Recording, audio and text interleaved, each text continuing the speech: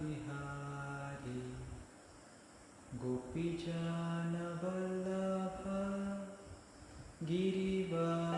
गिरिवरधारी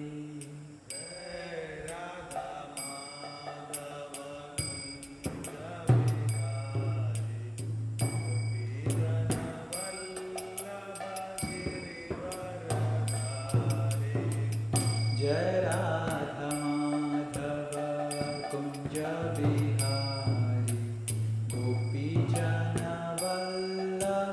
गिरिवरधारी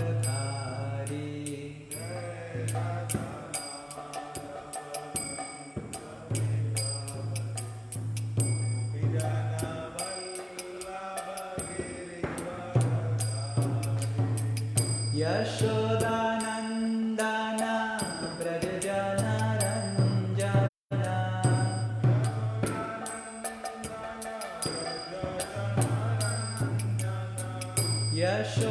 यशोदानन्दन व्रजजनरञ्जना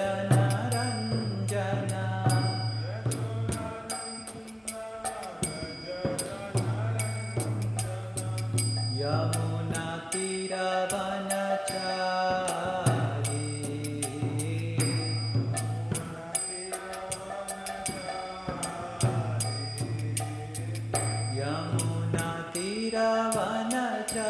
यमुनातीरवनचारी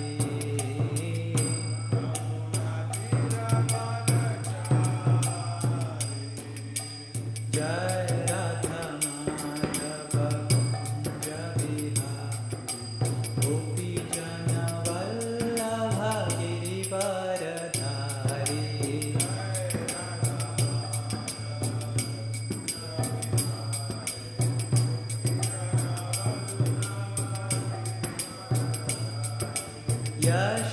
यशोदानन्दन व्रजजनरञ्जना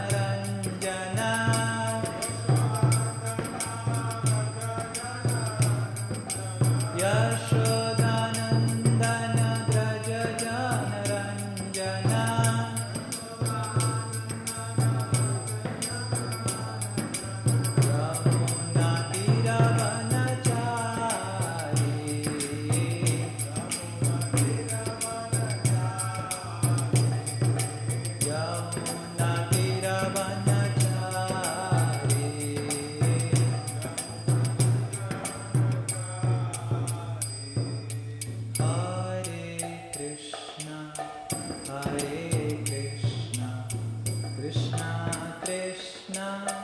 हरे हरे हरे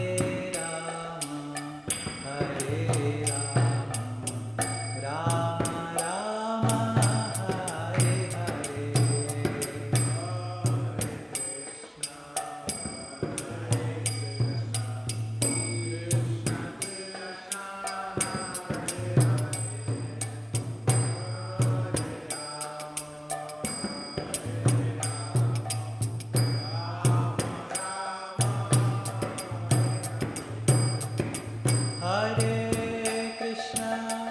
हरे कृष्णा कृष्ण कृष्णा हरे हरे हरे राम राम राम हरे हरे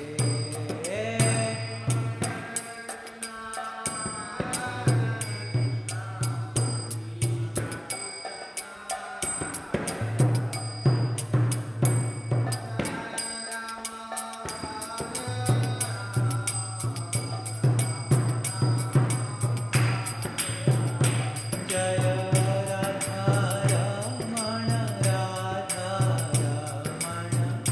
श्री राधे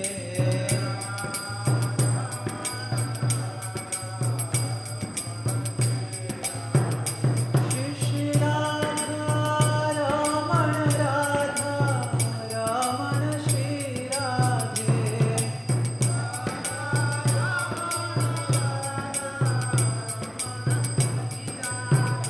जय राधा रमण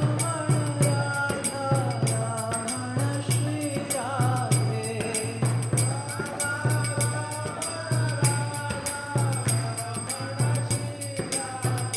जय राधा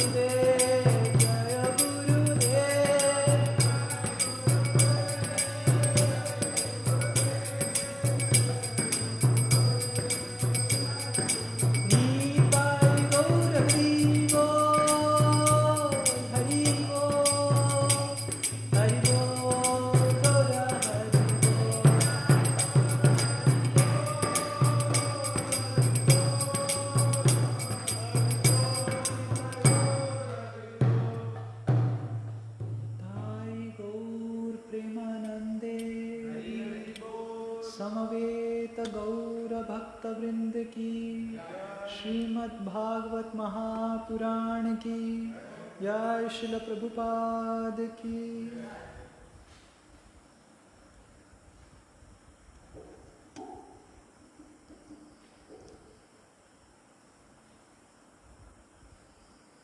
ओम नमो भगवते वासुदेवाय। ओम नमो भगवते वासुदेवाय। ओम नमो भगवते वासुदेवाय। ओम नमो भगवते वासुदेवाय। ओम नमो भगवते वासुदेवाय। ओम नमो भगवते वासुदेवाय। नारायणं नमस्कृत्य नारायणं नमस्कृत्य नरं चैव नरोत्तमं नरं चैव नरोत्तमं देवीं सरस्वतीं व्यासं देवीं सरस्वतीं व्यासं ततो जयमुदीरये।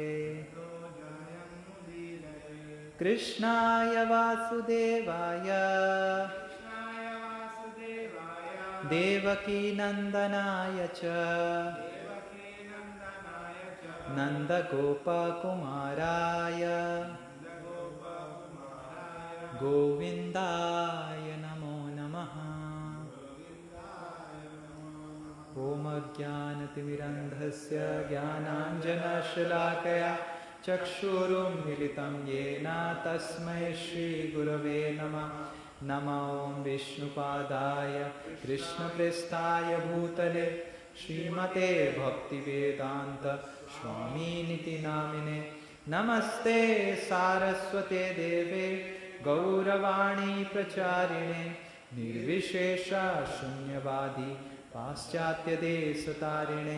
जय श्री कृष्ण चैतन्य प्रभु नित्यानंद श्री अद्वैत गदाधर शिवासादि गौरभक्तवृंद। हरे कृष्णा कृष्णा कृष्णा हरे हरे, हरे राम राम राम हरे हरे। मूकं करोति वाचालं पंगुं लंघायते गिरिं, यत्कृपातमहं वन्दे श्रीगुरु दीनतारिणं श्रीपरमानन्दमाधवं श्रीचैतन्येश्वरम्। हरे कृष्ण। तो हम पिछला कक्षा में आत्माराम श्लोक का चर्चा कर रहे थे, जो बहुत ही ज़्यादा तात्पर्य है।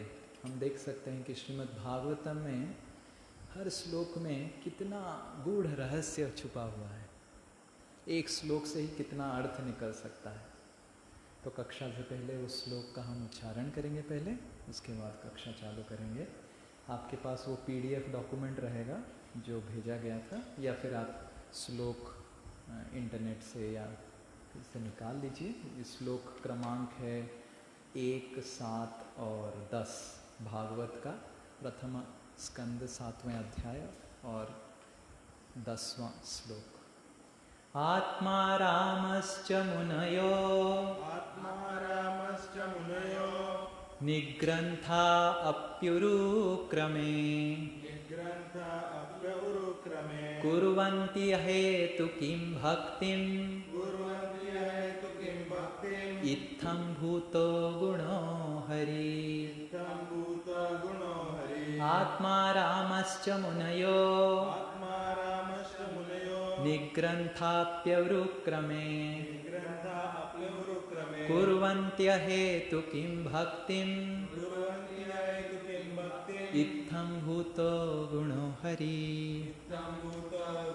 तो पिछले कक्षा में हमने देखा था कि किस तरह अलग अलग शब्द का अलग अलग अर्थ है। आत्मा शब्द का अर्थ है कि 7 अर्थ है, शरीर, मन, और आत्मा का मतलब आत्मा, सोल, बुद्धि, धृति, और आत्मा का स्वभाव भी अर्थ होता है, और मुनयो, इस तरह का अलग अलग अर्थ जो हमने वो पीडीएफ का एंड में एक टेबल बना दिया है ताकि आपको आसानी हो। तो अभी हम देखेंगे कि किस तरह अलग अलग अर्थ को लेके पूरा श्लोक का अलग अलग अर्थ बन सकता है, और देखेंगे कि पूरा श्रीमद् भागवतम हर अर्थ का लीला के साथ वर्णन किया गया है। श्रीमद् भागवतम में हर अर्थ का जो एक अर्थ, हर श्लोक का जो एक अर्थ निकलता है उसका श्रीमद् भागवतम में एक लीला है। तो इस तरह श्रीमद् भागवत का जो सारा लीला है ये एक श्लोक में छुपा हुआ है। आज हम वो देखेंगे। मैंने तो पूरा जितना चैतन्य महाप्रभु ने 61 एक्सप्लेनेशन दिया है उतना तो मैंने निकाला नहीं, मैं कुछ कुछ निकाला हूं और बाकी आप निकालने का कोशिश कीजिए, बहुत ही आसान है निकालना। मान लीजिए आत्मा मतलब शरीर और मन, आत्मा मतलब बहुत कुछ, तो मान लीजिए हम पहले आत्मा का शरीर और मन का अर्थ पकड़ते हैं। आत्मा तो आत्माराम क्या हुआ? जो शरीर को आराम देना चाहता है। इस जीवन में देखते हैं हम लोग, बहुत सारे लोग शरीर के आराम के लिए बहुत पीछे भागते रहते हैं, और तो वो कैसे मुनय हो जाएगा? आत्मारामश्च मुनयो, वो किस तरह का मुनि होगा? शरीर को आराम देने वाला मुनि तपस्वी बनेगा। लोग देखते हैं हम कितना खटते हैं, इतना खटते हैं, क्यों? पापी पेट के वजह से। इतना बड़ा बड़ा हाथी पापी पेट, उसका 1000 गुना पापी पेट है हाथी का। उसके लिए उसको बीटेक डिग्री एमटेक डिग्री कुछ जरूरत नहीं होता है।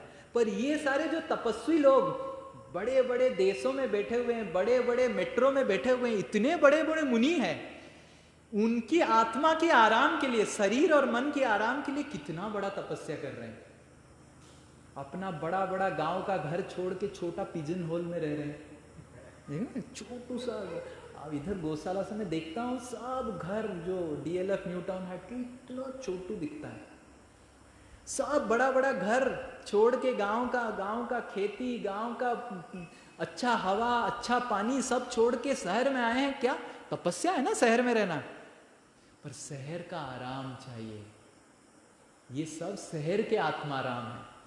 अब बाहर जाएंगे, कलकत्ता में, बॉम्बे में, दिल्ली में, कोई विदेश से भी अटेंड कर रहा है, तो विदेश से बाहर जाएंगे तो आपको आत्माराम मिलेगा। क्या आत्माराम है? वो सब भी आत्माराम है।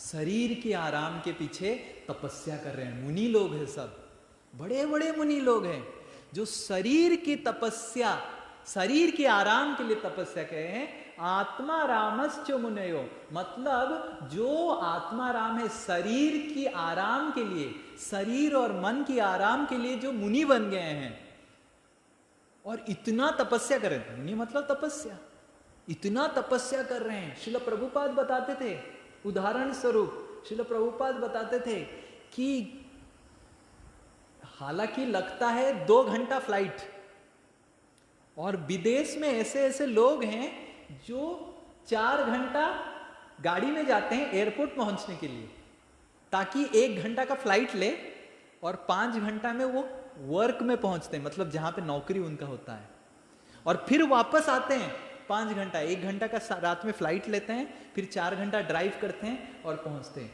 इस तरह का तपस्वी लोग विदेश में हैं।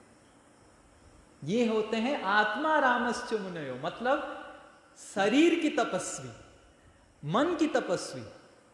और मन का भी तपस्या हम देखते हैं। आईपीएल मैच जब होता है, अभी जब टेलीविजन में आप देखते हैं, टीवी में देखते हैं, वो पता नहीं चलता, बॉल गया तो एलबीडब्ल्यू हुआ, क्या हुआ, कैसे हिट विकेट हुआ, क्या हुआ, कुछ पता नहीं चलता। वो इतना बड़ा स्टेडियम में कहां पीछे बैठा हुआ है, उसको क्या दिखाई देता होगा बताइए? इतना बड़ा बड़ा लेंस लेके भी समझ में नहीं आता है। फिर थर्ड अंपायर को बोला जाता है कि थर्ड अंपायर बताएगा कि क्या हुआ है। देखा है आपने क्रिकेट का, थोड़ा तो आपको होगा। तो थर्ड अंपायर फिर टीवी में देखता है, जूम करके फिर पता चलता है वो नहीं रन आउट नहीं हुआ है। तो वो जो स्टेडियम में बैठ के हुआ हुआ कर रहा है, उसको कुछ नहीं दिख रहा है, फिर भी वो बैठ रहा है। क्यों? ये है आत्माराम, ये है मन का आराम। क्या है? दिखाना कि मैं भी आईपीएल गया था। क्या उसका स्वेटिंग हो रहा है, उधर तो एसी नहीं है, एसी स्टेडियम में कहाँ होगा। वो स्वेटिंग हो रहा है, ऐसे मुंह में लगा दिया, देखा ना कैसे चिल्लाते हैं इंडिया इंडिया, पाकिस्तान पाकिस्तान, कुछ नहीं, ना इंडियन दिख रहे ना पाकिस्तानी दिख रहे, कुछ नहीं दिख रहे, खाली साइड में जो बैठ रहा है वो बदबू मार रहा है, उसका बदबू बांस मार रहा है। पंखा तो नहीं है स्टेडियम में, बांस मारता है ना, एसी नहीं है, पंखा नहीं, 20,000 लोग इकट्ठा हो जाएंगे तो बांस मारेगा ना। बांस को सूंघ सूंघ के मन का आराम है, शरीर को आराम नहीं है। देखिए स्टेडियम में बैठेंगे शरीर को आराम है, पर मन को आराम है। कैसे मन को आराम है? नेक्स्ट दिन जब स्टेटस में डालेंगे IPL सेल्फी, और शरीर को इतना कष्ट हो रहा है, दांत दिखा के सेल्फी मार रहा है बेचारा। तो ये है, तो बहुत तपस्या करते हैं मन को आराम देने के लिए, शरीर को आराम देने के लिए लोग बहुत तपस्या करते हैं। तो आत्मा रामश्च मुनियों का मतलब है जो शरीर और मन को आनंद देने के लिए जो तपस्या करते हैं, निग्रंथा, वो भी भगवान हरि का गुण कीर्तन सुन के उनको भी और बहुत पाप भी करते हैं। शरीर और मन को आराम देने के लिए बहुत लोग पाप भी करते हैं, तो वो भी सारे निग्रंथ मतलब सारे ग्रंथि, जो पाप कर्म का जो ग्रंथि है सारा छूट जाता है। भगवान उरुक्रम, भगवान हरि का गुण कीर्तन जब वो सुनते हैं, और ये हम देखते हैं सारे जितने सारे पाप कर्म है सब छूट जाता है। निग्रंथा, निग्रंथा का मतलब, निग्रंथा का तो अलग अलग अर्थ है, तो फिर इधर हम लेंगे क्या? निग्रंथा मतलब छूट जाना, मुक्ति। शरीर और मन को और आराम देने के लिए बहुत लोग इतना तपस्या करते हैं और इतना पाप अर्जन करते हैं, पर सब कुछ छूट जाता है अगर अपि भक्तिम कुर्वन्ति अहेतुकीम भक्तिम, अगर वो कुर्वन्ति मतलब करता है, क्या करता है? भगवान हरि का भक्ति करता है। कभी कभी अनजाने में भक्ति करके हो जाता है, और उदाहरण स्वरूप भागवत में पूतना का कहानी आता है। पूतना, सारे राक्षस लोग तो बड़े बड़े, हमारे सब मेट्रो में जो तपस्वी बैठे हुए हैं, शरीर और मन को आराम देने के लिए जो तपस्वी बैठे हैं, पूतना और राक्षस तो उनके मतलब तुलना में कुछ नहीं, ये सब तो किंडरगार्टन स्टूडेंट है। पूतना तो क्या, अपना शरीर का आराम के लिए पूतना हर दिन मान लीजिए हजारों करोड़ों शिशुओं का खून पी जाती थी। ऐसे नहीं कि कंसा ने बोला करके पूतना खून पीना चालू किया, वो कंसा ने आदेश दिया तो मैं खून पीना चालू करूं, नहीं, पूतना का आदत ही था। पूतना बालघातिनी, सुखदेव गोस्वामी बताते हैं, उसका डेली ब्रेकफास्ट में 1000 शिशु का ब्लड और लंच में 1000, और ये तो मैं कम बताया ताकि पूतना भी अभी भक्त बन गई ना तो अपराध नहीं कर सकते हैं, बस खाली मतलब संदेश देने के लिए मैं बता रहा हूँ। अभी पूतना तो कहाँ पे बैठी हुई है, अभी तो मदर हो गई, धात्री बन गई, भगवान का लीला में सम्मिलित हो गई, तो इसलिए काउंट में कम करके बता रहा हूँ। पर ये उनका डेली रूटीन था। पर इस तरह के आत्माराम जो इतना तपस्या करता था, जगह जगह ढूंढ ढूंढ के शिशुओं को हत्या करता था, उनका खून पीता था, उस तरह के व्यक्ति को भी भगवान ने धात्री और मुक्ति का वरदान दिया, निर्गंथा अपि उरुक्रम। इसीलिए भगवान का और एक नाम हुआ कि हाँ, यहाँ इस श्लोक में आता है उरुक्रम, बड़ा बड़ा कार्य जो करता है। क्या बड़ा कार्य किया? कोई ऐसे कर सकता है? जगाई माधाई, जगाई माधाई का इतना पाप था, इतना पाप था, इतना पाप था कि यमराज का पूरा हार्ड डिस्क ही टूट गया था। बाकी सारे डिपार्टमेंट का पूरा स्टोरेज सेक्शन लेके भी यमराज मेंटेन नहीं कर पाते थे, और सारा कुछ निर्ग्रहण था, सारा कुछ छूट गया। ये है। और कलयुग के आत्माराम सब तो छुटकटिया पापी है। ये सब जो बड़े बड़े कलयुग के जो टेररिस्ट है, वो तो पूतना, कंस और हिरण्यकशिपु के सामने सब केजी स्टूडेंट है। वो सब तो देख देख के हंसेंगे, क्या कर, ऐसे 6 लोगों के मार के आया, और इधर 6 लोगों को कोई मार दिया तो इतना बड़ा हेडलाइन बन जाता टाइम्स ऑफ इंडिया में, 6 लोगों का हत्या हो गया, टेररिस्ट 6 लोग का हत्या कर दिया, 6 लोग का हत्या कर, 6 लोग को मारा। हिरण्यकशिपु तो पूरा शहर जला देते थे हिरण्यकशिपु के समय में, भागवत में आता है शहर जल जाता था। शहर, एक शहर में करोड़ों लोग रहते थे, एक साथ जल जाते थे, शहर जल जाता था। ऋषि मुनि का आश्रम पूरा जल जाता था, एक एक आश्रम में करोड़ों ऋषि मुनि एक साथ। केवल नैमिषारण्य में 80,000 ऋषि मुनि इकट्ठा हुए थे, केवल नैमिषारण्य। ऐसे नहीं कि केवल नैमिषारण्य में कथा चल रहा था, बहुत अलग अलग जगह कथा चल रहा था, केवल एक जगह 80,000 थे। और हिरण्यकशिपु के समय में सारे ऋषि मुनि के आश्रम में आग लग गया था। तो ये सारे टेररिस्ट, हिरण्यकशिपु, पूतना, कंस को मुक्ति भी भगवान दे दिए, निग्रंथ कर दिए। ये भगवान उरुक्रम है। इसका मतलब ये नहीं कि हम पाप करें, इसका गलत वो मत बनाइए। आपको निग्रंथ करेंगे कि नहीं ये ठाकुर जी का वो है। आप पाप करेंगे तो आपको सजा देके भी निर्ग्रंथ कर सकते हैं, क्योंकि इन लोगों को सजा भी मिला है अच्छे से।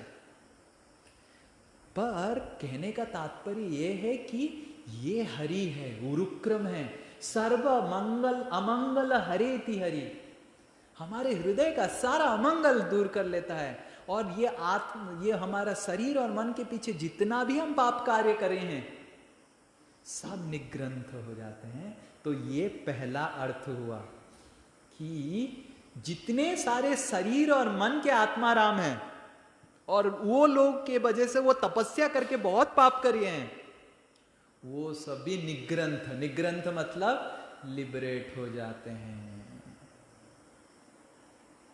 दूसरा अर्थ, आत्मा रामश्च मुनयो, इस आत्मा, ये हरे कृष्ण, थोड़ा साइलेंट कर दीजिए, साइलेंट कर दीजिए,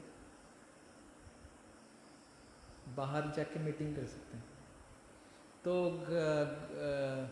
आत्मा रामश्च मुनयो, तो आत्मा राम जो होते हैं, इस आत्मा मतलब शरीर और मन को आराम देने के लिए कुछ मिनिमम चीजें जरूरत है कि नहीं? है कि नहीं? कुछ रोटी चाहिए खाना, कुछ वस्त्र चाहिए। पर कभी कभी ऐसे होता है कि कुछ कुछ लोग ऐसे होते हैं कि निग्रंथ हो जाते हैं, मतलब इतने गरीब हो जाते हैं, इतने गरीब हो जाते हैं कि उनको शरीर का और मन का भी बेसिक नेसेसिटी नहीं मिलता है। पर वो जैसे ही भगवान हरि का कुर्वन्ति अहेतु किम भक्तिम, वो बड़े बड़े वैष्णव बन जाते हैं और भगवान उनका सब ख्याल रखते हैं। ऐसे देखते हैं ना, हम देखते हैं कि सुदामा ब्राह्मण इतने गरीब थे, खाने के लिए आत्माराम मतलब पेट के लिए भी पेट के लिए बेसिक आराम देने के लिए भी उनके पास शक्ति नहीं था। पर जैसे ही भगवान का दर्शन करने आए, सुदामा जी भगवान को मांगने नहीं आते, बस मिलने आए थे। ये है हरि उरुक्रम। ये हमारे हरि इतने उरुक्रम है कि मिलने जो आए, मांगने जो नहीं आए, तो उनको इतना दे दिया, पर तो हमको मांगने की क्या जरूरत है। निग्रंथा मतलब गरीब। निग्रंथ का एक अर्थ हमने लास्ट टाइम देखा था, गरीब। तो भागवत में सुदामा जी का कहानी आता है कि सुदामा जी इतने गरीब थे कि उनको पेट का सिंपल शरीर का आत्मा के लिए भी आराम के लिए उनके पास शक्ति नहीं था। जैसे ही भगवान का भक्ति किया, भगवान ने सब दे दिया। अनन्यस चिंतयन्तो माम ये जन परिउपासते, भगवत गीता में भगवान बोलते हैं कि जो मेरा अनन्य रूप से चिंता करता है, स्मरण करता है, उसको योगक्षेम वहाम्यहम्। LIC इंडिया तो खाली फोकट में स्लोगन ले लिया, योगक्षेमम वहाम्यहम्, पर एक्चुअली तो भगवान करते हैं सब कुछ, ठाकुर जी ही खिलाते हैं सब कुछ। तो अगर आत्मा राम खुद करके आप तपस्या करके पाप किए हैं तो भगवान आपको मुक्ति देते हैं, निग्रंथ। और अगर आत्मा राम के लिए आप सक्षम नहीं है, आपके पेट के 4 रोटी खिलाने के लिए भी आपका अगर सक्षमता नहीं है, भगवान आपको खिलाते हैं, निग्रंथा। अप्युरुक्रमेण कुर्वन्ति अहेतु किम भक्तिम। आप भगवान का भक्ति कीजिए, खाना पीने का ठाकुर जी बंदोबस्त करेंगे। और हम देखते हैं हमारा खाना पीना कैसे चल रहा है। हम तो नौकरी नहीं कर रहे हैं। श्रील प्रभुपाद बताते हैं तात्पर्य में, श्रील प्रभुपाद बताते हैं कि लोग इतने द्वेषी हैं, हमारे इस्कॉन मंदिर में जो आते हैं और मेरे ब्रह्मचारी शिष्यों को देखते हैं, सन्यासी शिष्यों को देखते हैं, द्वेष करते हैं। अरे ये इतना चकचक कर रहा है, सर चकचक कर रहा है, इतना तगड़ा है। मैं इतना नहीं हूँ, पर अमेरिकन ब्रह्मचारी सब सन्यासी बहुत तगड़े थे, पूरा श्रील प्रभुपाद के शिष्य, और बहुत तगड़े थे। और वो आके देखते थे, अरे ये कुछ काम नहीं कर रहा है, तपस्या नहीं कर रहा है, उसका शरीर तगड़ा है, तो स्वामी जी आपके शिष्य कुछ कर नहीं रहे हैं। तो श्रील प्रभुपाद बताते हैं, हम ठाकुर जी के औलाद हैं, हमारे ठाकुर जी लक्ष्मीपति हैं, हम क्यों करें, तुम कर सकता है काम। और श्रील प्रभुपाद सबको बोलते थे कि मैं सबको बोलता हूं, तुम भी आ जा, तुमको भी काम करने की जरूरत नहीं, तुमको भी मैं खिलाऊंगा। मैं नहीं खिलाऊंगा, ठाकुर जी खिलाएंगे। पर वो आते नहीं थे, क्योंकि वो ठाकुर जी से द्वेष कर रहे। तो आत्मा रामश्च मुनयो निग्रंथा अपि उरुक्रमे, कि कोई अगर अपना पेट का, मन का आराम चाहता है तो भगवान निग्रंथ है, उसको भगवान सारे गरीबों को भी आनंद देते हैं। सारे गरीब, वो धन से गरीब हो या फिर रूप से गरीब हो। कुब्जा रूप से गरीब थे, तो जैसे भी गरीब हो भगवान उसको आबाद कर देते हैं। निग्रंथा, निग्रंथा मतलब गरीब, तो भगवान उसको, और निग्रंथ, निग्रंथा अपि, ही विल नेवर डू, अपि मतलब ऑल्दो, वो गरीब है फिर भी भगवान का भक्ति करेगा तो और गरीब नहीं रहेगा। तो ये द्वितीय अर्थ है। तृतीय अर्थ मतलब निग्रंथ, मतलब गरीब भी होता है, और निग्रंथ मतलब धनी भी होता है, ये हमने देखा था। तो निग्रंथ मतलब धनी भी होता है। तो अगर हम शरीर और मन का, आत्मा रामश्च मुनयो, कोई शरीर और मन का आनंद के लिए कभी कभी व्यक्ति बहुत तपस्या करता है और बहुत धनी बन जाता है, और धन को अगर भगवान के भक्ति में नहीं लगाता है, वो धन उसका दुख का कारण बन जाता है। पर उस तरह का धनी व्यक्ति अगर भगवान के भक्ति में धन को लगाता है, भगवान उसके जीवन से, धन से जो अमंगल आता है उसको हरण कर लेते हैं। हरि निग्रंथा। तो आत्मा रामश्च मुनयो निग्रंथा, आत्मा रामश्च मुनयो निग्रंथा मतलब अपना शरीर और मन को आराम देने के लिए कभी कभी लोग पागलों की तरह धन एक्वायर करते हैं।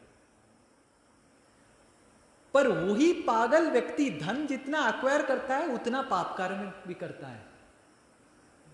पर वो अगर अपना सारा धन भगवान में लगा देगा तो उसका सारा, जितना सारा पाप कर्म है सब चला जाएगा, और नहीं तो फिर उसको उस धन से बहुत कष्ट मिलेगा। इसका उदाहरण अवंती ब्राह्मण का कहानी से आता है। भागवत में अवंती ब्राह्मण का कहानी आता है कि अवंती ब्राह्मण इतना बड़ा आत्माराम था, इतना बड़ा आत्माराम था कि अपने बारे में ही सोचता था, अपने परिवारों को भी खाना खिलाता नहीं था, और इतना धनी था। पूरा समग्र भारतवर्ष में वो सबसे बड़ा धनी व्यक्ति था, इतना धन था उसके पास। पर अपने बेटे को भी कपड़ा नहीं पहनाने देता था, नंगा रखता था। जब लोग हंसी मजाक उड़ाने लगते थे तब उसको फटा हुआ धोती देता था पहनने के लिए। तो बेटा बेटी लोग सब तो गुस्सा हो गए, जब बड़े हो गए तो इसको, और बहुत सारे चोर लुच्चे लफंगे आके उसका धन सब लूट लिए। और ऐसा हालत हो गया ये अवंती ब्राह्मण का, क्योंकि वो भगवान के भक्ति में धन को लगाया नहीं, ऐसे हालत हो गया बेचारा, खाने को ही नहीं मिलता था। वो भीख मांगता था, लोग भीख में खाना दे तो दे देते थे, पर उसके ऊपर पेशाब भी कर देते थे ताकि वो खा ना पाए। ऐसे उसका हालत हो गया। पर ये अवंती ब्राह्मण भगवान का जैसे ही भक्ति किया, सारा अमंगल उसके जीवन से चला गया। ये भी भागवत में ये प्रसंग आता है एकादश स्कंद में। तो हरि है भगवान, सर्व अमंगल हरे। तो आत्मा रामश्च मुनयो निग्रंथा, आत्मा राम शरीर और मन का आराम के लिए कभी कभी लोग निग्रंथ बन जाते हैं, पागलों की तरह धन उपार्जन कर लेते हैं, पर वो भी अगर भगवान का कुर्वन्ति अहेतुकीम भक्ति, वो भी भगवान का अगर भक्ति करेंगे, सर्व अमंगले हरे, उनका भी धन उपार्जन से जो अमंगल है वो भी हरि हरण कर लेते हैं। इसलिए हम सुनते हैं, ये हमारे वैदिक सभ्यता में एक कहावत है कि वैश्यों को, जो बिजनेस करते हैं, उनको धन का कुछ जो उपार्जन कर रहे हैं उसका कुछ परसेंटेज भगवान को देना चाहिए। भागवत में तो लिखा है कि अपना जो सैलरी है या बिजनेस है उसका 20% देना चाहिए। 20% सुनेंगे तो लोग परेशान हैं, 20% दे दिया तो मैं कैसे जीऊंगा। पर भागवत में लिखा है कि 20% भगवान को देना चाहिए। और कुछ कुछ रिलीजन में, कुछ कुछ आजकल के रिलीजन में बोलते हैं 10%। और जो भी हो, भगवान को कुछ परसेंटेज अपना सैलरी का या बिजनेस का हिस्सा देना चाहिए, क्योंकि धन जब उपार्जन करते हैं उस धन के साथ पाप भी आता है। और हरि सारा मंगल हर लेगा, क्योंकि अवंती ब्राह्मण किया नहीं, उसका धन उसको इतना परेशान किया बेचारा, फिर बाद में किया। तो ये है हरि। इस तरह हम अगर सिर्फ निग्रंथ को अलग अलग नियम लेंगे, अलग अलग अर्थ लेंगे, इसका तीन अर्थ हो सकता है। आप भी निग्रंथ का अलग अलग अर्थ, और भी निग्रंथ का मतलब वैदिक नीति नियम को पालन जो करता है, वैदिक नीति नियम को पालन नहीं करता है। ऐसे भी होता है कि आत्माराम, जब कोई आत्माराम बन जाता है, मतलब शरीर के ऊपर आराम करने के लिए वो सोचता है, वो वैदिक नीति नियम सब भूल जाता है कि नहीं। हम देखते हैं ना कि अपना जीवा के लिए कितने छागल मरते हैं, कितने गोट्स मरते हैं, पता है। उड़ीसा में एक कार्तिक महीने में, उड़ीसा में सब कार्तिक महीना पालन करते हैं अच्छे से, और कार्तिक महीने में ऐसे भक्ति करते हैं, बाप रे बाप, आप देख के ताज्जुब हो जाएंगे कि सतयुग आ गया क्या, ऐसा भक्ति। और कार्तिक जब खत्म होता है उसका अगले दिन को छाड़ खाई बोलते हैं उड़ीसा में, छाड़ खाई। और छाड़ खाई के दिन एक एक शहर में, भुवनेश्वर में तो मैं रहता था, पढ़ाई करता था, भुवनेश्वर में देखा हूं एक एक मार्केट में 5 ट्रक गोट पहले से ही खड़ा रहता था। 5 ट्रक हर मार्केट के सामने पहले से ही, कार्तिक महीने के एक दिन पहले ही खड़ा रहता था। छाड़ खाई में वो कटेंगे। ये है निग्रंथ, मतलब वैदिक नियमों को बिल्कुल पालन नहीं कर रहा है जो व्यक्ति। क्यों? क्योंकि आत्मा आराम, आत्मा मतलब इस जीवा, शरीर, जीवा भी शरीर का पार्ट है। ये जीवा का आराम के लिए जो इतने बड़े तपस्वी बन गए हैं कि निग्रंथ मतलब बिल्कुल नियम कानून पालन नहीं करते हैं, वो भी अगर भगवान हरि की भक्ति करेंगे, भगवान हरि उरुक्रम इतने शक्तिशाली हैं, सारा पाप उनको चला जाएगा।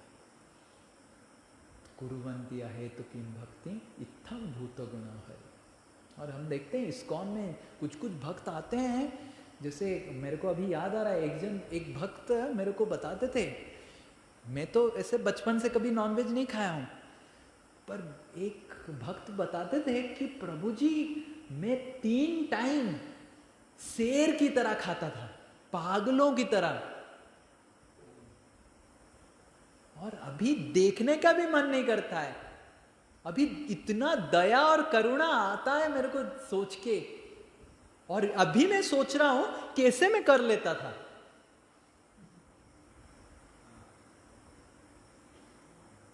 तो ये है कुरुवंती अहेतुकीम भक्ति।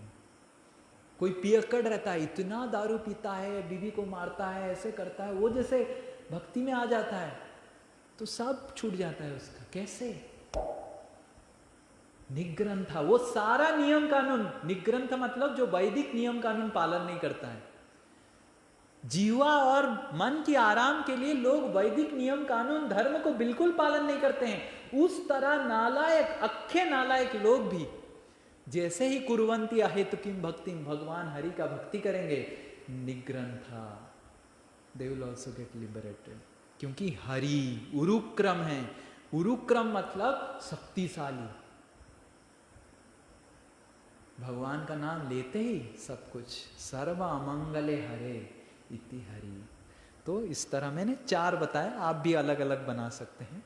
दूसरा, अगर हम आत्मा को बुद्धि मानेंगे या स्वभाव मानेंगे, पहले हमने आत्मा को क्या माना, शरीर और मन, तो अगर हम बुद्धि मानेंगे आत्मा को, आत्मा आराम मतलब बुद्धि से जिसको आराम मिलता है, च मुनयो, तो वो बहुत ग्रेव बन जाता है क्योंकि वो सोचता रहता है। मुनि मतलब ग्रेव, थॉटफुल। थॉटफुल देखिए एक वर्ड है थॉटफुल, मुनि, तो बहुत बड़ा मुनि बन जाता है। तो बहुत बड़ा मुनि बन जाता है, वो भी निग्रंथ बन जाता, निग्रंथ हो जाता है। निग्रंथ मतलब पागल, निग्रंथ ऑल्सो बुद्धिमान, है कि नहीं? निग्रंथ मतलब पागल, निग्रंथ मतलब ऑल्सो बुद्धिमान।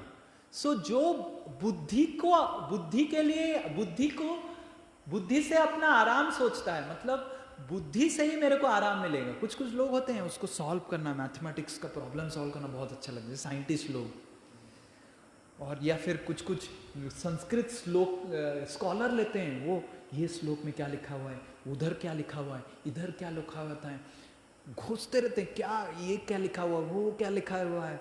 हालांकि कुछ किसी को भी अप्लाई नहीं करते हैं अपने जीवन में। वो सिगरेट पकड़ा हुआ रहेगा और भगवत गीता पढ़ता रहेगा, क्या लिखा हुआ है भगवत गीता, क्या लिखा हुआ है। वो 700 श्लोक रट्टा मार लेगा भगवत गीता का सिगरेट पकड़ के। वो सब है बुद्धि का आराम, मतलब आत्माराम, मतलब बुद्धि से उनको इतना आनंद मिलता है, वो बुद्धि के वजह से पढ़ रहा है भगवत गीता, अपने जीवन को बदलने के लिए भगवत गीता नहीं पढ़ रहा है। जीव गोस्वामी का राधा कृष्ण का लीला पढ़ते हैं, क्या समझेगा? नालायक, क्या क्या कांड करता रहता है खुद अपने जीवन में, उसका कैरेक्टर ही नहीं है। वो क्या राधा कृष्ण का नित्य लीला समझेगा? बेचारा नहीं, नालायक बोलेंगे, बेचारा तो बोलेंगे नहीं उसको। तो आत्मा राम मतलब जो बुद्धि से वो अपना आराम प्राप्त करते हैं, बुद्धि से जिसको आनंद मिलता है, निग्रंथा, वो जब भगवान का कुर्वंती अहेतुकी भक्ति करते हैं, वो सारा ज्ञान व्यान छोड़ के पागल की तरह भगवान का भक्ति करते हैं। और इसका उदाहरण है स्वयं चैतन्य महाप्रभु, है कि नहीं? चैतन्य महाप्रभु नवद्वीप के सबसे बड़े स्कॉलर थे, और जब भगवान का भक्ति किया, चैतन्य महाप्रभु सब भूल गए और भगवान का भक्ति करने लग गए, पागलों की तरह घूमने लग गए हरिनाम कीर्तन करते हुए। और प्रकाशानंद सरस्वती, वाराणसी में बड़े एक विद्वान थे, प्रकाशानंद सरस्वती, मायावादी विद्वान थे, शंकराचार्य के अनुयायी थे प्रकाशानंद सरस्वती। प्रकाशानंद सरस्वती चैतन्य महाप्रभु को पूछ रहे हैं कि अरे तुम भावुक की तरह घूम क्यों रहा है, वेदांत पढ़ो, वैदिक अध्ययन करो, तुम भावुक की तरह, लड़कियों की तरह रो रो के क्यों घूम रहा है? तो ऐसे प्रकाशानंद सरस्वती चैतन्य महाप्रभु को प्रश्न पूछ रहे हैं। चैतन्य महाप्रभु बोल रहे हैं, सुनो श्रीपाद इहार कारण। चैतन्य महाप्रभु बोल रहे हैं कि हे श्रीपाद, प्रकाशानंद सरस्वती, श्रीपाद, गुरु मोरे मूर्ख देखी करिला शासन। गुरु मेरे को मूर्ख देखे, हालांकि मैं तो विद्वान था, पर क्योंकि मेरे हृदय में भक्ति नहीं था, इसलिए गुरु को मेरे को मूर्ख दिखाई दिया, और इसीलिए गुरु मेरे को बोले हैं कि मूर्ख तुम्ही तुम्हार नहीं वेदांत अधिकार। तुम मूर्ख है और तुम्हारा वेदांत का अधिकार ही नहीं, तुमको पढ़ने का अधिकार नहीं, क्योंकि तुम मूर्ख है। कृष्ण मंत्र जप सदा यही धर्म सार, और कृष्ण मंत्र ही जप करो। यार ये जीवन का सार है, बाकी सब बेकार है। तो बड़े बड़े विद्वान लोग जब भगवान कुर्वन्ति अहेतु किम भक्तिम, जब बड़े बड़े विद्वान लोग भगवान का भक्ति करते हैं, सब विद्या छोड़ के बस हरि नाम करते रहते हैं। और हम देखते हैं चैतन्य महाप्रभु इतने बड़े विद्वान थे, सब विद्या छोड़ दिया, हरि नाम ही किए करते रहे। उसके बाद से चैतन्य महाप्रभु कभी भी किताब पकड़े नहीं, भागवत पढ़ते रहे। वैसे भागवत तो किताब नहीं है, भागवत तो स्वयं भगवान है, पर चैतन्य महाप्रभु केवल हरि नाम किए। और इस तरह बहुत बड़े बड़े विद्वान हैं, बलदेव विद्याभूषण प्रकांड विद्वान, सर्वभौम भट्टाचार्य प्रकांड विद्वान। सर्वभौम भट्टाचार्य बोलते हैं भक्त बनने के बाद, सर्वभौम भट्टाचार्य के बारे में हमने पिछले क्लास में कहानी सुना था। सर्वभौम भट्टाचार्य बोलते हैं तार्किक श्रुगाल मध्ये भेयु भेयु करी, ए मुखे एबे सदा जपे कृष्ण हरि। तार्किक श्रुगाल, तार्किक मतलब स्पेकुलेटर, आर्ग्यूमेंट, डिबेट करते हैं, जिनको बुद्धि से आराम मिलता है, आनंद मिलता है, वो डिबेट करते हैं। भगवान क्यों मोर पंख पहन रहे हैं, बताओ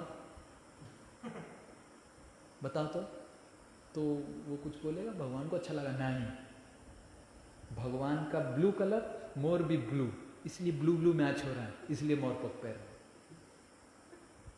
ये है तार्किक। तो बोलेगा ओके ऐसा है, और बताओ क्यों क्यों भगवान ब्लू क्यों हुए, पता नहीं भगवान क्यों ब्लू है, नहीं मैं बताऊंगा। स्काई ब्लू है, भगवान स्काई अनंत है, भगवान भी दिखाना चाहते हैं मैं भी अनंत हूं, इसलिए स्काई का कलर ले लो, ब्लू है। तो ये सब है तार्किक। वो सब ऐसा ऐसा पूछेंगे, क्वेश्चन पूछेंगे, मतलब पागल कर देंगे आपको, डिबेट करेंगे। पहले आपको क्या बोलेंगे, भगवान ऐसे क्यों है, तो आप कुछ बताएंगे भगवान ऐसे क्यों, नहीं मैं बताऊंगा भगवान ऐसे क्यों है, तो वो फिर आपको खंडन करेंगे, इनको एस्टैब्लिश कर, आप खुद जो बोल रहे हैं वो सही है, आप गलत है। फिर वो क्या करेंगे, फिर आप जो बोल रहे हैं उसको फिर खंडन करेंगे, फिर जो पहले बोला था उसको सही करेंगे। तो आदमी पागल हो जाएगा ना। अभी आप समझने में आपको मुश्किल हो रहा है मैं क्या बोल रहा हूं। मतलब पवन प्रभु मेरे को कुछ बोले तो मैं बोलूंगा आप गलत है, आप जो बोल रहे हैं, मैं बताऊंगा कि मैं जो बोल रहा हूँ सही है। तो फिर पवन प्रभु बोले हाँ हाँ आप जो बोल रहे हैं अभी सही है ना, मैं जो बोल रहा हूँ मैं गलत है, तो आप जो बोले थे सही था, फिर आपको पवन प्रभु को मैं ठीक करूंगा। तो ऐसे बार बार तार्किक लोग, डिबेट लोग करते थे ऐसे, इसको खंडन करना, उसको खंडन करना, ये करना, वो करना। तो सर्वभौम भट्टाचार्य बोल रहे हैं कि इस तरह की तार्किक लोग श्रृगाल की तरह होते हैं। सियार, सियार मतलब फॉक्स। फॉक्स क्या करता है, शाम में ऐसे ऐसे करता रहता है। तो उसी तरह भगवान का भक्ति नहीं के करके जो बुद्धि ज्ञान के वजह से, ज्ञान की आनंद के वजह से जो इस श्लोक में क्या लिखा हुआ है, उस श्लोक में क्या लिखा हुआ है, उस श्लोक बता के बताओ। भागवत का द्वितीय स्कंद का तृतीय अध्याय का 5वां श्लोक बताओ तो प्रभु जी। इतना बड़ा कथाकार है, आप बताइए तो। द्वितीय स्कंद का तृतीय अध्याय का 5वां श्लोक बताइए तो। भगवत गीता का 5वें अध्याय का 10वें नंबर श्लोक बताइए तो प्रभु जी। तो ये है तार्किक, और वो भेयू भेयू करते रहते हैं, ये बताओ मतलब भेयू, भेयू मतलब बताओ बताओ बताओ बताओ बताओ बताओ, जोर जोर से बताओ बताओ करेंगे तो क्या होगा, भेयू भेयू होगा ना। तो तार्किक श्रृगाल मध्य भेयू भेयू करे। सर्वभौम भट्टाचार्य बोल रहे थे कि मैं आपसे मिलने से पहले, चैतन्य महाप्रभु भक्ति करने से पहले मैं एक तार्किक था और भेयू भेयू करता रहता था, बताओ तुम बताओ तुम बताओ तुम बताओ, ऐसे करता था श्रृगाल की तरह। पर आपका कृपा, हरि का कृपा है कि मेरे मुख से अभी नित्य रूप से कृष्ण हरि निकल रहा है। तो ये है उरुक्रम हरि। भगवान उरुक्रम हरि का इतना शक्ति है कि सर्वभौम भट्टाचार्य कि जैसे प्रकांड विद्वान को भी हरि कृष्ण, हरे और कृष्ण, कृष्ण और हरे मंत्र में पागल करवा दिया। ये है हरि ज्ञान। निग्रंथ मतलब पागल। ज्ञान से वो ज्ञान से जो व्यक्ति है उसको भगवान का भक्ति जब करता है, सब वैदिक सब नीति नियम सब भूल के। चैतन्य महाप्रभु उदाहरण देते हैं। चैतन्य महाप्रभु एक दिन सुबह जब सर्वभौम भट्टाचार्य भक्त बन जाते हैं, चैतन्य महाप्रभु एक दिन सुबह प्रसाद लेके जाते हैं जगन्नाथ जी का। और जब जगन्नाथ जी का प्रसाद लेके जाते हैं, सर्वभौम भट्टाचार्य उठे नहीं होते, प्रातः का समय था, सर्वभौम भट्टाचार्य ब्रश भी नहीं किए हैं। और बिना ब्रश किया व्यक्ति प्रसाद को देखते ही ग्रहण कर लेता है। तो चैतन्य महाप्रभु पूछते हैं कि तुम ब्राह्मण हो? आप तो ब्राह्मण है, सर्वभौम भट्टाचार्य मतलब पुरी के जितने सारे ब्राह्मण मंडली थे, जगन्नाथपुरी के सारे ब्राह्मणों की गुरु थे वो। और पुरी के ब्राह्मण बहुत कट्टर होते हैं, हम सब जैसे पुरी के ब्राह्मण बहुत कट्टर है, वेरी वेरी कंजर्वेटिव ऑर्थोडॉक्स ब्राह्मण। और चैतन्य महाप्रभु पूछ रहे हैं, अरे ब्रश नहीं किया, नित्य कर्म सुबह का नहीं किया, स्नान नहीं किया, खाना खा लिया, ये तो वैदिक नियम तो उल्लंघन कर रहे हैं आप।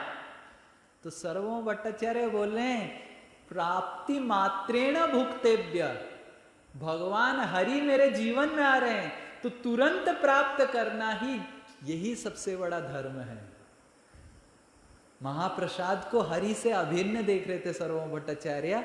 वैदिक नियम कानून जाए भाड़ में, हरि मेरे घर में आ रहे हैं, खुद हरि स्वयं हरि चैतन्य महाप्रभु प्रसाद वो भी हरि है, उसको मेरे को देने के लिए आ रहे हैं। मैं वैदिक सभ्यता फॉलो करूं ना हरि को सेवा करूं, ये मेरा प्रथम धर्म है।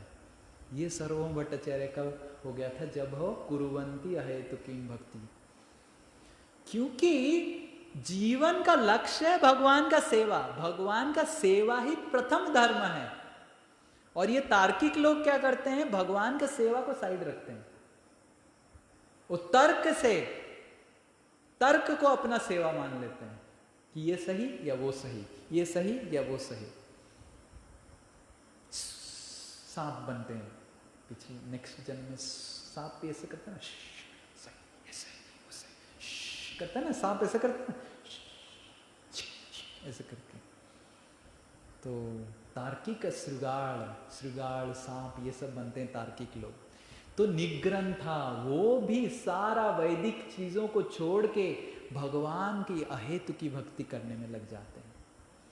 निग्रंथा का मतलब प्रकांड ज्ञान विद्वान। अगर कोई आत्माराम है, उसको सही में अगर ज्ञान से आनंद मिल रहा है और सही में अगर वो ज्ञान की तलाश में है, तो वो भगवान की भक्ति करेगा। भगवत गीता में भगवान बोलते हैं कि बहुनाम जन्म नामांते ज्ञानवाम माम प्रपद्यते वासुदेवम सर्वमिति स महात्मा सुदुर्लभ। बहुत बहुत जन्म के बाद जो सही में जिसका भेजे में मसाला रूपी ज्ञान है, ओरिजिनल मसाला है। आजकल की पैकेट वाला मसाला तो सब भेजाल है, टर्मेरिक पाउडर में सॉडस्ट मिला देते हैं, क्या क्या मिला देते हैं, सब मसाला भेजाल है। पर सही में जिसका बुद्धि है, मसाला है, बहुनाम ज्ञानवाम माम प्रपद्यन्ते, वो मेरे को भक्ति करेगा। तो निग्रंथ मतलब जो सही में ज्ञानी है। अगर सही में कोई ज्ञानी है और ज्ञान से उसको आनंद मिलता है, वो भगवान की लीलाओं को चर्चा करेगा। कबीराज गोस्वामी चैतन्य चरितामृत में बताते हैं कि चैतन्य चंद्रेर कृपा करो हे विचार, विचार चैतन्य चंद्रेर कृपा करो हे विचार, विचार करिते चित्ते चित्ते पावे चमत्कार। चैतन्य चंद्रेर कृपा करो है विचार। सही में अगर आपको आत्मा मतलब बुद्धि से आनंद मिल रहा है आपको, तो आप भगवान की कृपा का विचार कीजिए, उसके ऊपर आप बुद्धि लगाइए कि बाप रे कितने बड़े कृपालु व्यक्ति है ये, पूतना को कृपा कर दिया जो मारने आई थी, जो इतना उनका बारे में द्वेष के साथ क्या क्या शिशुपाल के बारे में बताया गया है भागवत में। वो जब रो रहा था, बच्चा जब रो रहा था ना, मम्मा मम्मा मम्मा ऐसे, शिशुपाल उस समय भी भगवान को गाली मारते थे। ये भागवत में श्लोक है, मैं झूठ नहीं बोल रहा हूं, भागवत का श्लोक है। काल भाष्य आरभ्य, मतलब भाष्य बोलने का जब आरंभ किया, भाष्य मतलब समझते हैं, ये श्लोक है, भाष्य आरभ्य मतलब भाष्य जब बोलने का आरंभ किया, वो भगवान का नालायक साला कृष्ण ऐसे बोले। तो ये भगवान का गाली मारे थे शिशुपाल, तो ये शिशुपाल उसको भी भगवान ने गति प्राप्त दे दिया। तो अगर आपको विचार करना है तो भगवान की करुणा के ऊपर विचार कीजिए, उसका निग्रंथ बनिए, ताकि आपका जो ज्ञान है निग्रंथ बन जाएगा, आपका ज्ञान संपूर्ण हो जाएगा। निग्रंथ मतलब जिसके पास संपूर्ण ज्ञान है।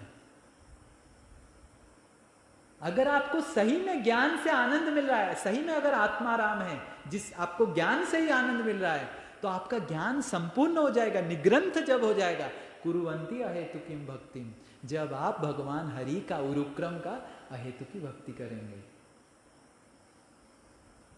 जिस तरह बड़े बड़े मुनि लोग, इतने बड़े बड़े ज्ञानी लोग, ये सब छोटे मोटे व्यक्ति नहीं है, बहुत बड़े बड़े ज्ञानी लोग हैं जो भगवान का भक्ति करें। सुखदेव गोस्वामी खुद, सुखदेव गोस्वामी इतने त्रिकाल यज्ञ हैं, देखिए कलयुग के आगे क्या होगा सब बता के गए हैं सुखदेव गोस्वामी।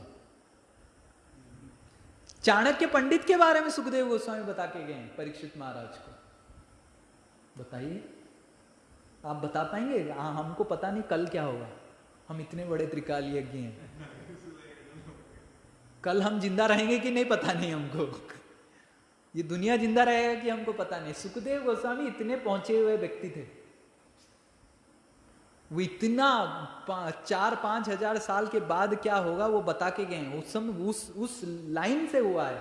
चाणक्य पंडित से पहले, चंद्रगुप्त मौर्य से पहले जो राजा का नाम है वो राजा भी सुखदेव गोस्वामी सही नाम बताया। उससे पहले जो राजा थे उसको भी सही से श्रीमद् भागवत में बताया गया है, पूरा मैच करता है।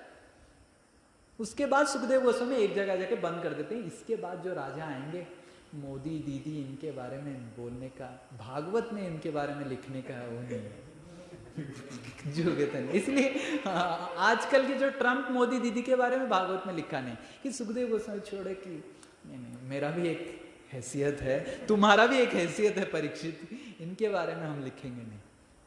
चंद्रगुप्त और कुछ राजाओं के बाद सुखदेव गोस्वामी बंद कर देते हैं। इसके बाद सारे जो भी राजा आएगा, नेता आएगा, सब बहुत कुछ चोर रहेंगे, अच्छे लोग भी रहेंगे, पर मोस्ट ऑफ देम वैसे ही रहेंगे। उनके बारे में वर्णन करना अच्छा नहीं है। तो ऐसे सुखदेव गोस्वामी बताते हैं। इतने बड़े त्रिकाल यज्ञ ज्ञानी व्यक्ति, उनका ज्ञान संपूर्ण कैसे हुआ? जब आके वापस व्यासदेव से भागवत पढ़े। सुखदेव गोस्वामी तो चले गए थे, इतने बड़े ज्ञानी थे, मेरे को क्या जरूरत है? जो ज्ञानी व्यक्ति रहता है, मेरे को अगर सब पता है, मैं किससे पढ़ाई करूंगा? इसीलिए टीचर लोगों को पढ़ाना बहुत मुश्किल होता है, क्योंकि जीवन भर टीचर लोग दूसरों को टीच करते हैं, उनको स्टूडेंट बनाना बहुत मुश्किल है। और सुखदेव गोस्वामी ऐसे टीचर थे, उनको पता था चाणक्य पंडित कब आने वाले हैं। उस तरह का टीचर भी अपना ज्ञान को संपूर्ण करने के लिए अपने पिताजी व्यासदेव से भागवत का अध्ययन किया। मतलब सोचिए भागवत का स्थान क्या है। तो ये है निग्रंथ, मतलब ज्ञान की संपूर्णता होगा। अगर आप ज्ञान से आराम प्राप्त कर रहे हैं, आनंद प्राप्त कर रहे हैं, उस ज्ञान की संपूर्णता आपको लाभ होगा, जब भगवान का कुरुवंतिया हेतु किम भक्ति मिथम भूतो गुणा हरि। और निग्रंथ मतलब लिबरेटेड है, हमने देखा लिबरेशन मतलब मुक्ति। तो आत्मा आराम मतलब ज्ञान से जो आराम प्राप्त करते हैं, आनंद प्राप्त करते हैं, उनका जो मुनि लोग हो गए हैं, ज्ञान की जो मुनि है, वो लोग बहुत गर्वित हो जाते हैं,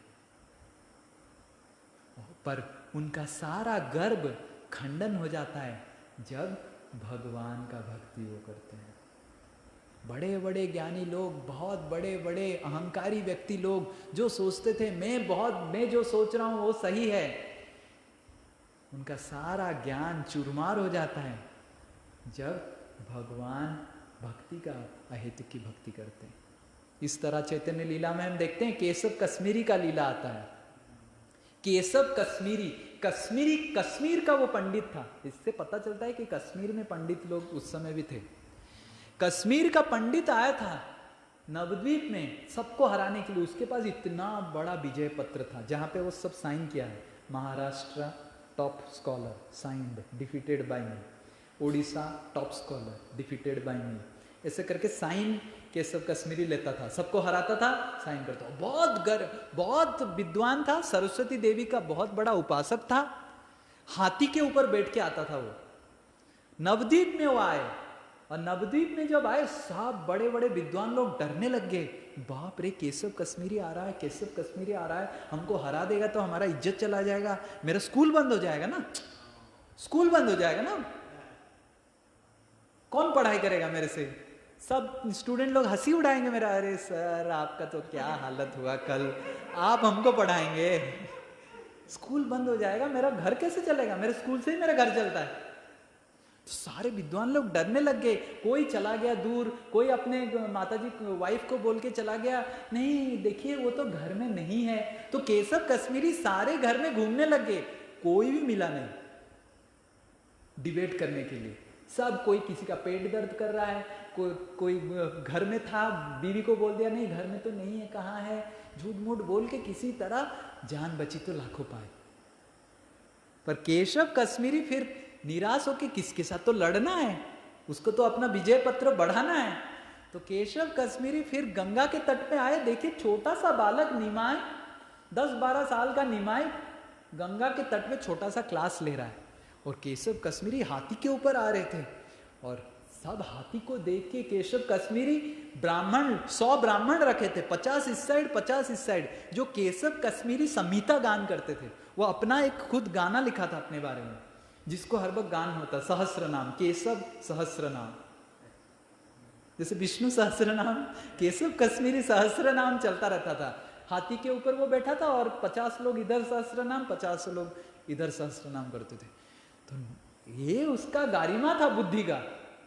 और जब चैतन्य महाप्रभु निमाई पंडित देखे तो उनके सारे बच्चे खड़े हो गए, निमाई पंडित भी खड़े हो गए, केशव कश्मीरी उतर गए और ललकारे, बोलो कि डिबेट करो।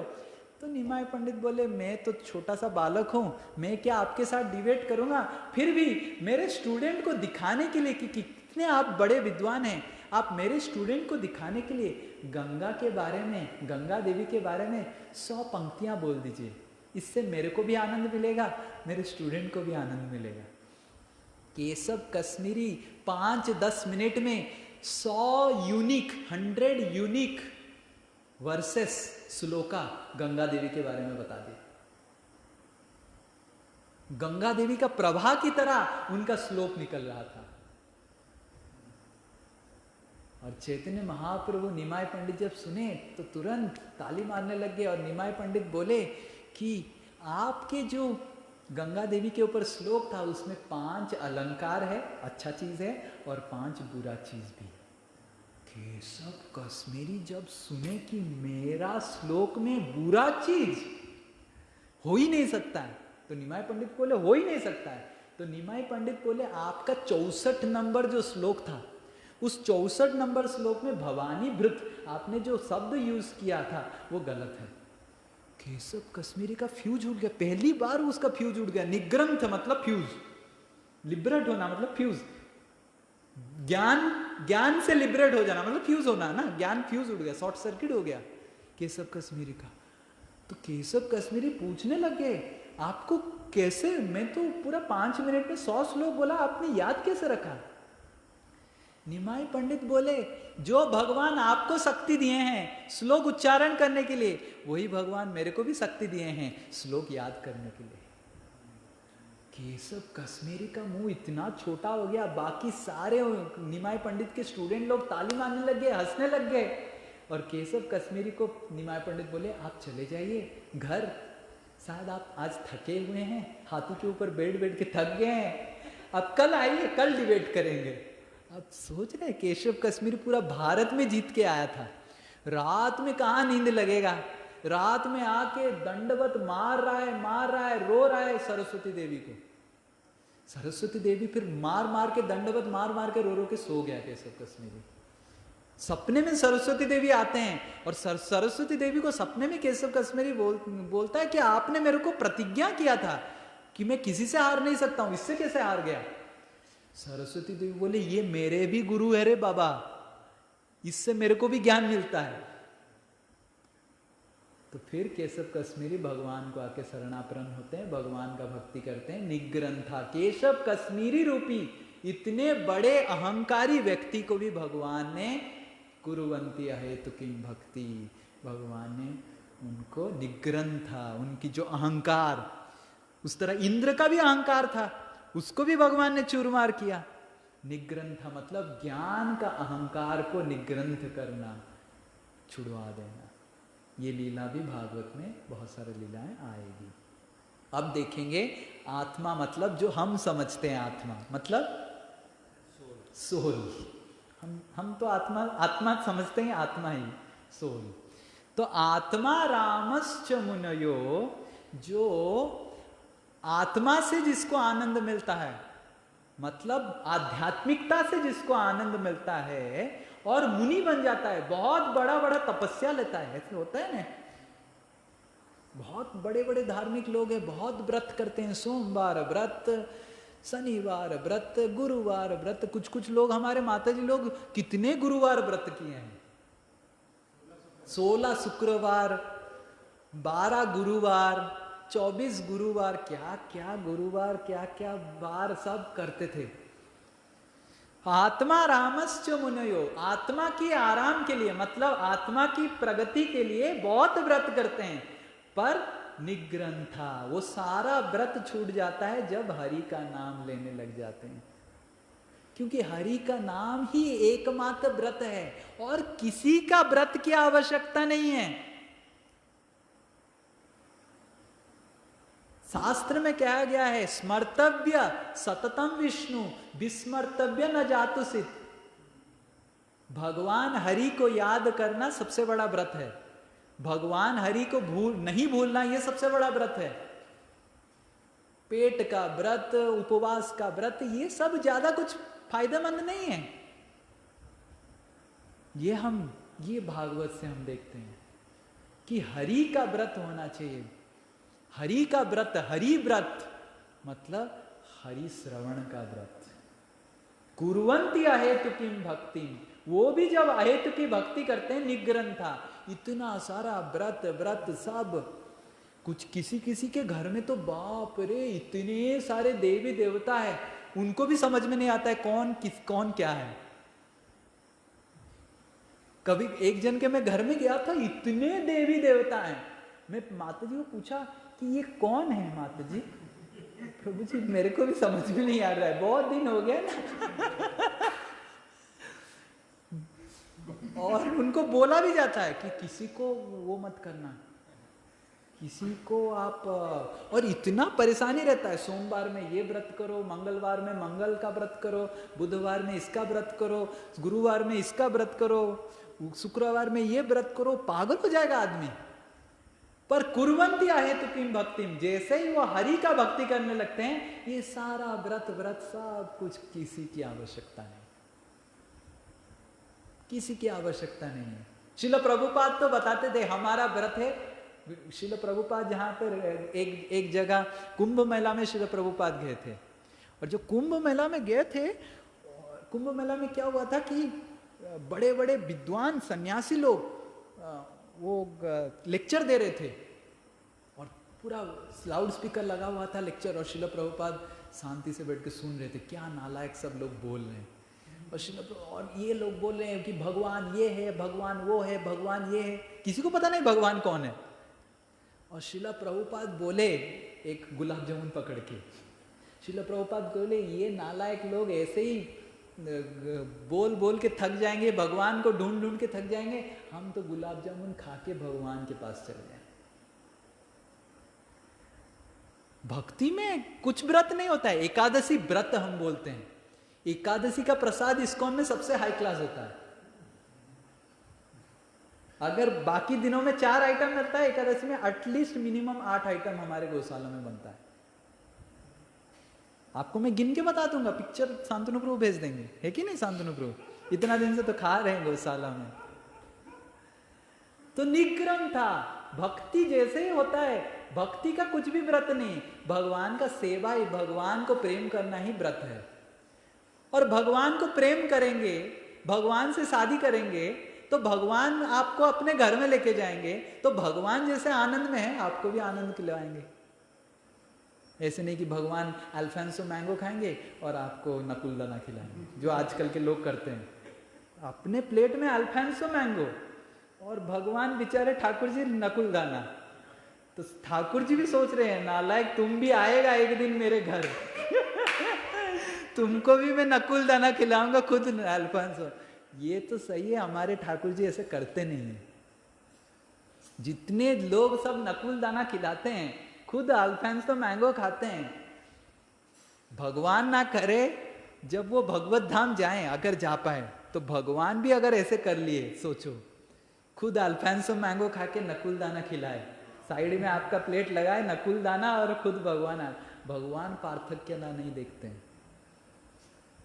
सो निग्रंथा, निग्रंथा मतलब सारे व्रत तप, जितना देव देवी सबको छोड़ के एकला कृष्ण तुम्हार शरण। भगवान कृष्ण का जो शरण में आ जाता है, कुर्वन्ति अहेतु किम भक्ति हरि, हरि सारे चीजें, सारे व्रत हरण कर लेते हैं। और हरि का व्रत क्या है? हरि का भक्ति करो, जप करो, सेवा करो, हरि की तरह आनंद उपभोग करो। सो निग्रंथ का ये अर्थ होता है। वो पूरा सब कुछ वो सारा वैदिक नियम, नीति नियम सब चला जाता है उसका।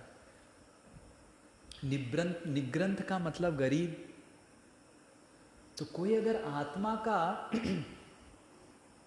आत्मा का आराम करता है, आध्यात्मिकता करता है, तो वो बाहिक दृष्टि से गरीब हो जाता है। पर गरीब होने के कारण आप भगवान का भक्ति नहीं कर सकते हैं। अपी शब्द का अर्थ यूज हुआ है। अपी मतलब अल्दो। कभी कभी ऐसा होता है कि कोई गरीब हो जाता है, निग्रंथ मतलब गरीब, पर कुर्वन्ति अहेतु किम भक्तिम, एक गरीब को भी, अपी मतलब although one is poor, still he can perform devotional service to lord Shri Krishna if he wants to practise spirituality. गरीब तो अलग अलग तरीके का है, कोई धन का गरीब है, कोई बुद्धि का गरीब है, किसी भी तरीका का गरीब है। ठाकुर जी बताते हैं, पत्रम पुष्पम फलम तोयम यो में भक्त्या प्रयच्छति, मेरे को भक्ति से तुम पत्र पुष्प खिलाओ, उसी से मैं संतुष्ट हूं। और भागवत में कहानी आता है, भगवान द्वारका से मिथिला आते हैं, ये दसम स्कंद में कहानी आता है। हम एकादशी दसम स्कंद का लीला वर्णन करने वाले हैं, उधर भी ये लीला का वर्णन करेंगे। भगवान द्वारका से बहुत सारे मुनि ऋषियों को लेके आते हैं मिथिला। मिथिला में राजा, भगवान के बहुत बड़े भक्त, उनका नाम था बहुलाश्व, और इतने बड़े भगवान की भक्त थे। और उस मिथिला नगरी में एक बहुत गरीब व्यक्ति भी था, श्रुतदेव। और इतने गरीब था, उसके घर में फर्नीचर भी नहीं था। भगवान आए तो वो अपना रुमाल बिठा दिया, भगवान को बिठा दिया रुमाल डाल के। और बहुलास्व, उसके घर में इतने सारे सिंहासन थे, भगवान को बिठाया सिंहासन में, बहुत सारे लोगों को लेके आ गया जो नाचने लग गए, कीर्तन प्लेयर लेके आ गया। श्रुतदेव के पास तो कुछ नहीं था, वो खुद ही रुमाल हिला के नचने लग गया। ये भागवत में श्लोक है, भागवत में श्लोक है। श्रुतदेव क्या किया, खुद नाचने लग गया कि हे भगवान आप आए हैं, मैं कैसे आपको एंटरटेन करूं। तो भगवान की भक्ति करने के लिए कुछ किसी का आवश्यकता नहीं है। कितना से भी कितना धन की रूपी गरीब है वो भगवान का भक्ति कर सकता है। उसी तरह ज्ञान की गरीब, निग्रंथ मतलब ज्ञान की गरीब भी, ज्ञान की गरीब। चैतन्य महाप्रभु जब साउथ इंडिया गए थे, एक ब्राह्मण था, वो इतना ज्ञान की गरीब था, वो भगवत गीता खोल के रो रहा था, खाली रो रहा था, वो पलट रहा था, रो रहा था, पलट रहा था, रो रहा था। और बाकी सारे, और भगवत गीता को उल्टा पकड़ा हुआ था, और बाकी सारे जो विद्वान थे, साउथ इंडियन विद्वान थे मंदिर के, शायद ये कौन से मंदिर में हुआ था, ये शायद श्रीरंगम मंदिर में हुआ था। श्रीरंगम का कथा हमने सुना था, श्रीरंगम मंदिर में शायद हुआ था ये लीला। तो बाकी सब जो विद्वान थे श्रीरंगम मंदिर के, वो खिल्ली उड़ा रहे थे, अरे देखो देखो देखो भगवत गीता उल्टा पकड़ा हुआ है, रो रहा है, पता नहीं क्या कर रहा है। तो चैतन्य महाप्रभु ब्राह्मण को आके पूछने लगे कि आप क्या कर रहे हैं, पढ़ रहे हैं, रो रहे हैं, उल्टा पकड़े रहे हैं, कुछ समझ में नहीं आ रहा है। तो ये ब्राह्मण बताने लग गया कि मेरे गुरुदेव ने मेरे को आदेश दिया भगवत गीता हर दिन पढ़ने का, पर मैं मूर्ख नालायक, मेरे को पढ़ना लिखना नहीं आता है, मैं कैसे पढ़ूंगा। तो चैतन्य महाप्रभु बोले ओके, तो इसीलिए रो रहे हैं कि आपके गुरु के आदेश को आप पालन नहीं कर पा रहे, इसीलिए रो रहे हैं। वो ब्राह्मण बोला नहीं। तो चैतन्य महाप्रभु बोले क्यों रो रहे हैं फिर? मैं इसलिए रो रहा हूं कि मैं जब भगवत गीता खोलता हूं, मेरे आंखों के पीछे वो छवि आ जाता है कि भगवान जो सारे ब्रह्मांड के नायक है, वो अर्जुन के सारथी बन गए, अर्जुन से लात खा रहे हैं। ओहो देखे भगवान जो सारे ब्रह्मांड के नायक है, वो कैसे अर्जुन के सारथी बन गए, भगवान इतने भक्त वत्सल है, वो सोच के मैं रो रहा हूं। चैतन्य महाप्रभु तुरंत वो ब्राह्मण को आलिंगन किए, बोले कि आप को सही में भगवत गीता का ज्ञान पता चल गया है। तो निग्रंथ था, अगर कोई ज्ञान का गरीब है, कोई धन का गरीब है, किसी भी तरह का गरीब है, कुरुवंती अहेतु किम भक्तिम, उसकी आत्मा की मुक्ति के लिए, हरि का भक्ति करने के लिए उसको रिजर्वेशन नहीं है, कोई भी कर सकता है। तो ये है निग्रंथ। निग्रंथ मतलब धनी। तो अगर कोई धनी व्यक्ति भी होता है, वो भी भगवान का भक्ति कर सकता है। और ये भी इससे पता चलता है, कोई अगर भगवान का आत्मा रामश्च मुनयो, कोई अगर अपना आध्यात्मिकता से आनंद उपभोग करने लगता है, तो वो निग्रंथ बन जाता है, वो धनी बन जाता है। किसका धनी बन जाता है? इस भौतिक धन की धनी नहीं बन जाता है, वो निग्रंथ बन जाता है, हरि भक्ति का धनी बन जाता है, हरि नाम का धनी बन जाता है। मीराबाई तो वही बोले, पायो जी मैंने राम रतन धन पायो, राम रतन धन पायो, वस्तु अमूलित, ये ऐसा वस्तु है, ये दुनिया का सारे वस्तु से अमूल्य है। दी मारे सदगुरु कृपा करो अपनायो, और कृपा करके मैंने मेरे गुरुदेव ने कृपा किया और मैंने अपनाया। खर्च न छूटे चोर न लूटे, खर्च न छूटे, ये ऐसा धन है कि इस कभी खर्च नहीं होता है। आप हरिनाम आज 64 माला कर दीजिए, ऐसे नहीं कि आपका अकाउंट से रिड्यूस हो जाएगा, नहीं, छूटेगा नहीं, और या फिर बढ़ेगा। खर्च ना छूटे चोर ना लूटे। कोई चोर डकायत आके बोलेगा हृदय का हरिनाम निकालो, निकाले, हृदय के पॉकेट का पैसा निकालने के लिए बोलेगा। दिन दिन बढ़त जायो, और हर दिन वो बढ़ते जाता है, इस तरह का धनी बन जाता है। तो हरि नाम की जो हीरा मोती का धन दौलत, वो प्राप्त करता है कैसे? कुर्वन्ति अहेतुकीम भक्तिम। और उसका उदाहरण हम देखते हैं, हरिदास ठाकुर हर दिन 196 राउंड्स करते थे, 64 into 4, मतलब पूरा 24 घंटा करना पड़ेगा तब जाके होगा 196 राउंड, तब जाके हमारा तो हो नहीं पाएगा। मैंने तो कभी जीवन में किया नहीं। तो ये है धनी व्यक्ति, कुर्वन्ति अहेतुकीम भक्तिम, वो भी धनी बन जाता है, हरिनाम का धनी बन जाता है। और निग्रंथ मतलब ऑल्सो पागल, पागल होता है ना, इलिटरेट, पागल। निग्रंथ, ग्रंथ मतलब बुद्धि, निग्रंथ मतलब जिसका बुद्धि नहीं, पागल, बुद्धि नहीं तो पागल। तो आत्मा रामश्च मुने, और कभी कभी भगवान का भक्ति में व्यक्ति पागल हो जाता है और इतना भगवान का भक्ति करता है कि दूसरों को लगता है ये पागल है। और भागवत में कहानी आता है जड़ भरत की, जड़ भरत और राहुगण की कहानी आता है, हम प्रसंग में सुनेंगे आगे जाके, कि जड़ भरत इतने विद्वान थे, इतने भक्ति में आगे थे कि राहुगण राजा पहचान नहीं पाए थे उनको, अपराध कर दिए थे। ये राहुगण जड़ भरत की कहानी भी आता है, भागवत में आता है। जड़ भरत पागलों की तरह व्यवहार कर रहे थे, पर ये जड़ भरत इतने बड़े भक्त थे पर पागलों की तरह, लोगों को पागल लगते थे, तो उनके भाई लोग को पागल लगते थे। पर जड़ भरत अंदर से क्या सोचते थे कि मैं अगर पागल की तरह बिहेव करूंगा, दूसरे लोग मेरे से आके आदान प्रदान नहीं करेंगे, तो मैं अपना अच्छे से भक्ति कर पाऊंगा। तो उनके भाई लोग क्या किए, उनको खेत का निगरानी करने के लिए रात में छोड़ दिए। और हुआ ये कि ये तो पागल की तरह दिखते थे, पागल की तरह बैठते थे, कुछ बात नहीं करते थे।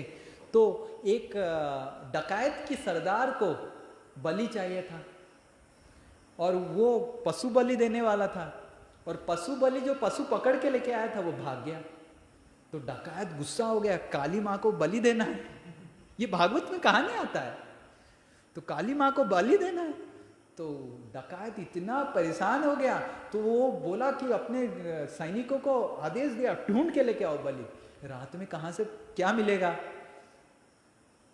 तो ये सैनिक लोग, सिपाही लोग घूम घूम के देखे, जड़ भरत को देखे, जड़ भरत तो पूरा पशु की तरह, पागलों की तरह दिखता था, इसको पकड़ के लेके आए। तो सरदार भी इंस्पेक्ट किया, हाँ सही है पूरा। और वो तो जड़ भरत ऐसे ही, क्योंकि उनको तो पता है अगर कृष्ण मेरे को मारना चाहेंगे तो मेरे को कोई बचा सकता है, और कृष्ण अगर बचाना चाहेंगे मेरे को कोई मार सकता है।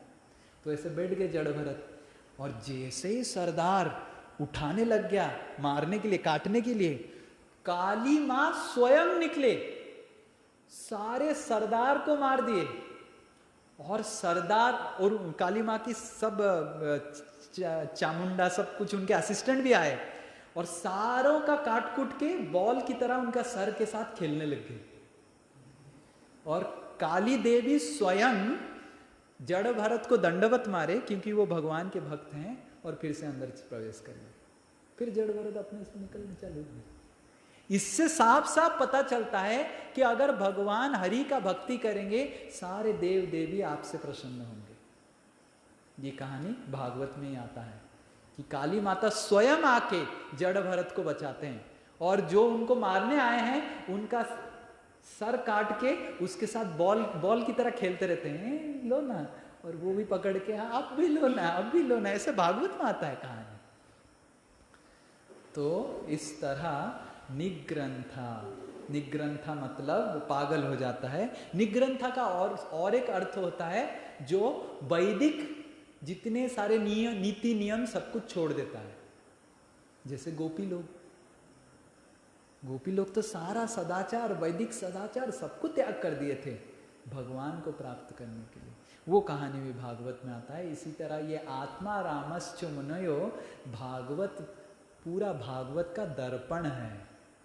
पूरा भागवत से आपको क्या मिलेगा, सिर्फ ये श्लोक से पता चल जाता है। चैतन्य महाप्रभु, हमने तो शायद 10-12 ठो अर्थ, अलग अलग अर्थ बताए। चैतन्य महाप्रभु 61 अलग अलग अर्थ सनातन गोस्वामी को बताए। हम तो चैतन्य महाप्रभु नहीं हैं, ना आप सब सनातन गोस्वामी हैं, तो पर आप अगर चाहें ये टेबल से एक एक अर्थ निकाल के बाकी सब अर्थ को जोड़ के आप खुद भी निकाल सकते हैं, बहुत आसान है। पर वो सारे अर्थ परंपरा अंतर्भुक्त होना चाहिए, आप अपने से कुछ मनगणन नहीं निकाल सकते हैं। तो इस तरह परीक्षित महाराज सुखदेव गोस्वामी के बारे में ये श्लोक बताया गया है। सूत गोस्वामी सौनक आदि ऋषि सूत गोस्वामी को प्रश्न पूछ रहे हैं कि सुखदेव गोस्वामी तो आत्माराम थे, वो तो अपने में मशगूल थे, वो क्यों भगवान हरि का भक्ति किए? तो सूत गोस्वामी बोलते हैं अरे सुखदेव गोस्वामी क्या, कितने बड़े बड़े लोग भी सब कुछ छोड़ छाड़ के भगवान हरि का भक्ति कर रहे हैं। वो सब आगे हम कथा में सुनेंगे भागवत में। सुखदेव गोस्वामी क्या, सुखदेव गोस्वामी भगवान का भक्ति किए, गोपी लोग भगवान का भक्ति किए, नारद मुनि भगवान का भक्ति किए, व्यासदेव भगवान का भक्ति किए, बड़े बड़े महात्मा लोग सब कोई भगवान का भक्ति किए, क्योंकि भगवान उरुक्रम है। भगवान की लीला इतना रोमांचक है कि भगवान की लीलाओं का श्रवण करने के लिए, भगवान की भक्ति करने के लिए, भगवान की गुण इत्थम भूत गुणो हरि, भगवान की गुण इतने आनंददायक है, भगवान इतने शीलवान है, करुणामय है कि कोई भी उनके गुण से आकर्षित हो जाता है। तो सुखदेव गोस्वामी तो आकर्षित होना स्वाभाविक है। तो इस तरह सूत गोस्वामी प्रश्न का उत्तर देते हैं सौनक आदि ऋषि का कि सुखदेव गोस्वामी तो बड़े आत्माराम थे, मुनि थे, मौनी थे, वो भला इतना समय बैठ के भागवत की चर्चा क्यों की? तो सौनक आदि ऋषि ये बता रहे हैं कि भागवत ऐसा एक ग्रंथ है, भगवान हरि के बारे में ग्रंथ है, और भगवान हरि के बारे में जो लीला है इतना रोमांचक, इतना मधुर है कि सुखदेव गोस्वामी आकर्षित होके, सुखदेव गोस्वामी भी आकर्षित हो जाते हैं। और सुखदेव गोस्वामी परीक्षित को बताते हैं। तो फिर सौनक आदि ऋषि प्रश्न पूछेंगे, ठीक है अभी सुखदेव गोस्वामी के बारे में क्लियर हो गया कि वो क्यों भागवत बताए, पर ये परीक्षित, ये तो इतना बड़ा राजा था, राजा लोगों को समय होता है, जब बड़े बड़े बिजनेसमैन होते हैं उनको जाके बोलिए कि थोड़ा स्वामी जी कथा सुनाइए, हम 5 मिनट कथा सुनाने के बाद उनका 10 फोन लग जाता है। हमको खराब लगता है कि और बाबा और बेचारा है ना 10 ठो, उनका 4 ठो फोन रहता है, 10 फोन बज जाता है, उसको साइलेंट करते रहते हैं। हाँ बोलिए स्वामी जी, बोलिए स्वामी जी। आधा नजर फोन पे रहता है, आधा नजर आपके ऊपर रहता है, और 5 मिनट के बाद स्वामी जी हो गया, अभी बहुत कॉल आ रहा है, स्वामी जी मैं छोड़ा हूँ क्या, ड्राइवर को बोल आपको छोड़ने के लिए हो गया, आज बहुत कथा हुआ।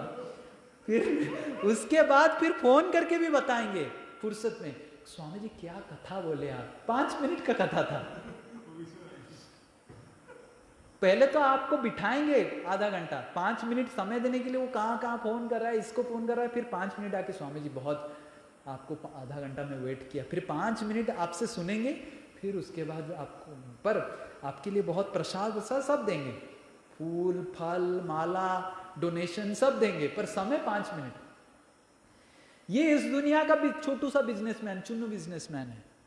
पर सौनक आदि ऋषि पूछ रहे हैं, ये परीक्षित महाराज तो पूरा विश्व का सम्राट था, खाली भारत का सम्राट नहीं, पूरा एंटायर अर्थ का सम्राट थे, मतलब उसका कितना हेडेक रहा होगा। वो कैसे बैठ गए इतना दिन, 7 दिन सुनने के लिए? 5 मिनट सुनने के लिए समय निकालना बहुत मुश्किल होता है सम्राट लोगों को, वो कैसे 7 दिन बैठ गए? सुखदेव गोस्वामी तो समझ गए 7 दिन बैठ गए, क्योंकि भगवान हरि इतने गुणमय है, भगवान हरि की लीला और गुण इतना कृष्ण है, वो आकर्षण करते हैं सबको, तो सुखदेव गोस्वामी आकर्षित होकर करने लगे। पर वो तो बैरागी थे, उनके पास तो समय ही समय था, वो 7 दिन बैठ गए, समझ में आ गया। पर ये परीक्षित तो बैरागी नहीं था, वो कैसे 7 दिन बैठे?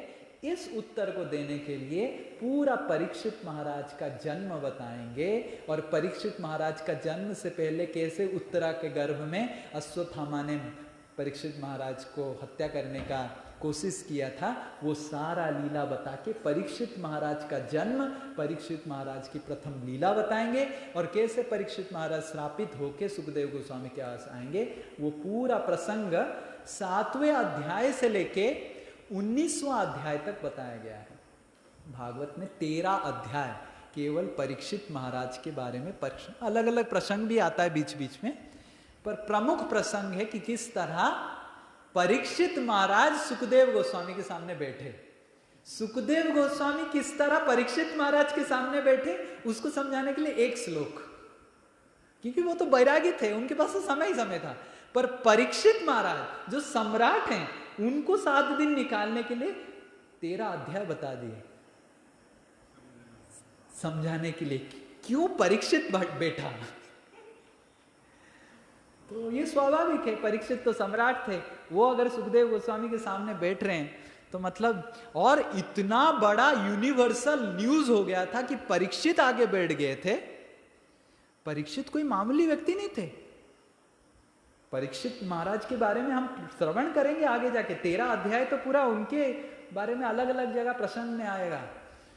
इतना यूनिवर्सल न्यूज हो गया था, ब्रह्मांड के सब इंपॉर्टेंट पर्सन आए थे सुखदेव गोस्वामी और परीक्षित महाराज का वार्तालाप सुनने के लिए। भागवत में आता है कौन कौन लोग आए थे, 10 श्लोक तो वर्णन किया गया कौन कौन आए थे। विश्वामित्र आए थे, वेद व्यास स्वयं बैठे थे, नारद मुनि बैठे थे, वशिष्ठ मुनि बैठे थे, जितने सारे लोमहर्षण ऋषि, सब ऋषि, किसी का इतना लंबा बाल था, किसी का इतना बड़ा जटा था, सब अलग अलग पूरा कैटेगरी, सब लोग आए थे। पूरा भागवत में लंबा लिस्ट है कौन कौन आए थे। गौतम ऋषि आए थे, अगस्त्य ऋषि आए थे, सब लोग आ गए थे क्योंकि परीक्षित आए हैं। और ये बताने के लिए कि इतने लोग क्यों इकट्ठा हुए, माहौल बनाना है ना, कि it is not a simple news. मान लीजिए मोदी गौशाला में पहुंच जाते हैं, मोदी जी हमारे, तो पहले तो सेटिंग बनाना पड़ा, क्यों मोदी जी गौशाला में आए, इधर तो कुछ है ही नहीं मोदी जी को आने के लिए। तो उसी तरह ये मोदी जी तो परीक्षित महाराज के सामने एक चुन्नू से राजा है। परीक्षित तो सम्राट थे, ब्रह्मा विश्व के सम्राट थे, वो सुखदेव गोस्वामी के आके सामने एक मामूली से बैरागी हैं सुखदेव गोस्वामी, जो वस्त्र भी नहीं पहनते हैं। सुखदेव गोस्वामी के वस्त्र नहीं थे, सुखदेव गोस्वामी नंगे थे, और परीक्षित विश्व के सम्राट आके सुखदेव गोस्वामी के सामने 7 दिन अध्ययन कर रहे हैं, मतलब कुछ तो हुआ होगा। उसके बारे में चर्चा करते हैं, आगे जाके कथा हम सुनेंगे। हरे कृष्णा कृष्ण कृष्ण हरे हरे, हरे राम राम राम हरे हरे। श्रीमद् भागवत महापुराण की, श्रील सुखदेव गोस्वामी की, श्री परीक्षित महाराज की, समवेत गौर भक्त वृंद की जय, श्रील प्रभुपाद की, निताय गौर प्रेमानंदे।